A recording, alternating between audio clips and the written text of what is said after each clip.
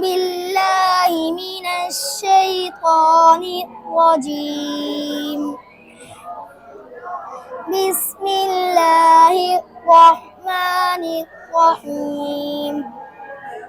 قال ذلك بيني وبينك أيما الأجلين قضيت فلا عدوان علي والله على ما نقول وكيل. فلما قضى موسى الأجل وسار بأهله آنس من جانب الطور نارا قال لأهلهم كثوا إني آنست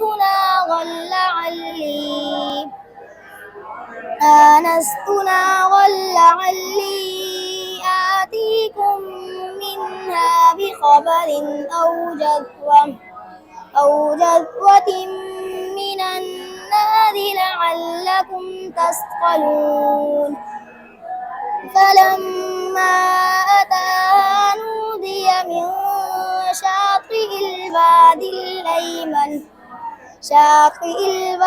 الأيمن في البقعة المباركة من الشجرة أن يا موسى إني أنا الله رب العالمين وأن ألق عصاك. فلما رآها تهتز